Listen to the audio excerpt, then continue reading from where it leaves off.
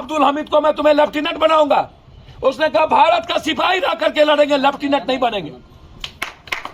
क्या कहते हैं आप? नौकरी नीतीश कुमार ने दिया कि भाजपा दिया?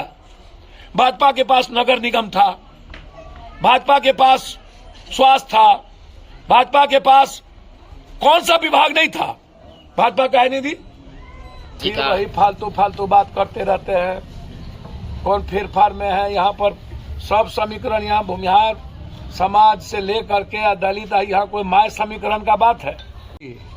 यहाँ तो समझिए कि एक तरफा आप कितना पैसा बोरा का लाइएगा तो आपको पैसा है, इधर कागज थोड़े है।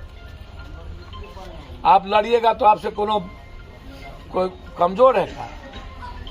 ना विचारधारा आपकी है नहीं, और यहाँ विचारधारा सबसे बड़ी है। तो हम विचारधारा से ना आपको सब कुछ खत्म करेंगे।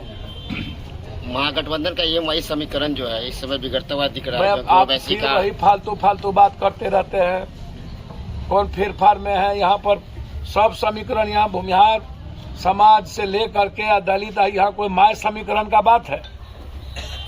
माय सब ना एक है भाई जी।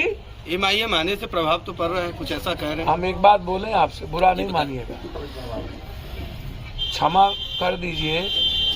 गोपालगंज में थोड़ा सा शहाबुद्दीन जी के चलते इनको वोट आ गया। मैं झूठ फूस नहीं बोलता हूँ। AIMM का कोई औकात मुराद नहीं है। गोपालगंज में शहाबुद्दीन जी के कारण, चूंकि उनको तकलीफ थी तो हो सकता है गलती हो गई हो हम लोग से, तो हम लोग उसको हमेशा सुधार कर लेते हैं। शहाबुद्दीन जी हम लोग के मित्र हैं, भाई रहे, और उनका सम्मान पूरे हमारे मन में है, जीवन में है। उसमें कहीं कोई बात नहीं है कि AIMM जो हिंदुस्तान में महाराष्ट्र और अपने तेलंगाना में 9 सीट से ज्यादा लड़ने का औकात इसको नहीं है। इसको हम सीमांचल में इस बार औकात बताएंगे दुनिया में AIMM क्या होता है, समझ गए? एक गलती के कारण वो आ गए। AIMM की कोई औकात नहीं है। और मुस्लिम लीग को जब मुसलमानों ने रपेट दिया, इस धरती से रपेट दिया था आजादी के वक्त, और पूरा देश मुसलमान खड़ा था हिंदुस्तान के साथ, पाकिस्तान जाने की बात नहीं किया। जब मुस्लिम लीग के मुसलमान नहीं हुए, बोला मैं सेकुलर हूं, लेफ्टिनेंट गवर्नर पाकिस्तान ने कहा अब्दुल हमीद को मैं तुम्हें लेफ्टिनेंट बनाऊंगा। उसने कहा भारत का सिपाही रह करके लड़ेंगे, लेफ्टिनेंट नहीं बनेंगे। क्या कहते हैं आप? देश की सबसे बड़ी आजादी की लड़ाई लड़ी गई थी। अब हिंदुस्तान में आम आदमी को लोकतंत्र और संविधान बचाने की आजादी से बड़ी लड़ाई लड़नी होगी। इसको सादे कागज पर आप सब लोग लिख लीजिए। और जिसकी शुरुआत देश के एकलौते उस व्यक्ति ने शुरू की जिसने अपने दादी को शहीद होते देखा, अपने पिता को शहीद होते देखा, और बिना डर के 1600 किलोमीटर भारत की पदयात्रा कर चुका, और 5 महीने में उनको लाखों करोड़ों भारत से नफरत खत्म करने की हिम्मत और संविधान और लोकतंत्र बचाने की हिम्मत कांग्रेस के लीडर राहुल गांधी ने जिस तरीके से लाखों सारे चैलेंज और डर के बाद पूरा देश आज राहुल गांधी के पीछे, और भारत जोड़ो यात्रा और देश के संविधान बचाने राहुल जी के पीछे होना, भारत को रियल भारत बनाने के लिए लोग आज सड़कों पर है। यह चुनाव संविधान और लोकतंत्र बचाने का चुनाव है। यह चुनाव जो काम नीति बार बार ये कहता है, कौन सा हमको कभी कभी समझ में नहीं आता। नीतीश कुमार ने नौकरी वाले को दे दिया, नीतीश कुमार ने नौकरी वाले को दोबारा दे दिया। हम बीजेपी वाले से पूछना चाहते हैं, नीतीश कुमार मुख्यमंत्री थे कि तुम्हारा नाना मुख्यमंत्री था? तुम दे दिए। हमार भाई जना नाथी हमरा नौकरी में दिए, उस वक्त नहीं दिए। तुम बिना झूठ बोले हुए मार्केटिंग करते हो, तुम काम कुछ नहीं करते हो, 14,000 करोड़ का एडवर्टाइजमेंट दे देते हो। और नीतीश कुमार नौकरी देके दोबारा पत्र बांट दिया तो तुम्हारे पेट में दर्द कायल होता है।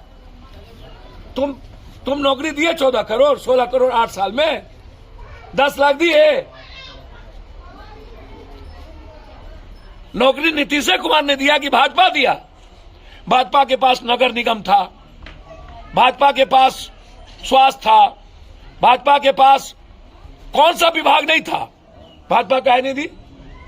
तौर पर विशेष तौर पर मैं, चाहे वो भूमिहार समाज का हो, चाहे जादव हो, चाहे दलित समाज का हो, इन तीनों चारों को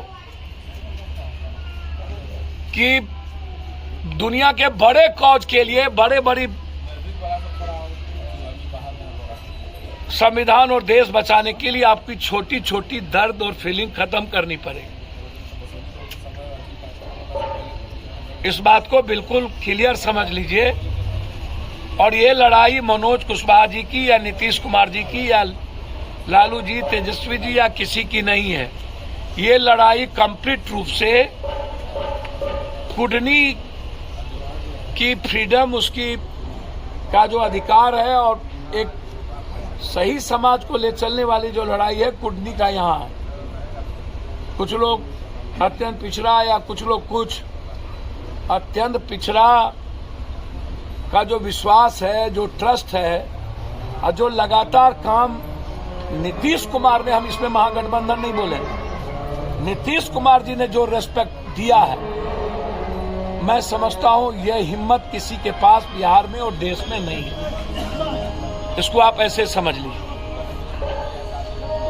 मैं बहुत क्लियर आपको बता दूं, और अत्यंत पिछड़े की राजनीति में उसके रेस्पेक्ट में नीतीश की भूमिका सबसे बड़ी है। जो लोग जाति के आधार पर गैमलर का काम या ब्लैकमेलर बन करके हमेशा काम करते हैं, कौन है भाई? केजरीवाल जी समाप्त हो गए ना ब्लैकमेलिंग में। वैसे ही कुछ लोग बिहार में ब्लैकमेलिंग करने का जो काम लगातार जात के आधार पर करते हैं, ऐसे लोग मिट जाते हैं। नीतीश कुमार जी के नेतृत्व को मजबूत करने की आवश्यकता है, ताकि जो विकास की राजनीति मजबूती से चल रही है वो बढ़ते रहे, और बीजेपी जैसी पाखंडी, झूठ, दुष्टई, फरेबी करने वाला जो विचार है, उसका दुनिया में मिटिया मीट कुढ़नी की धरती से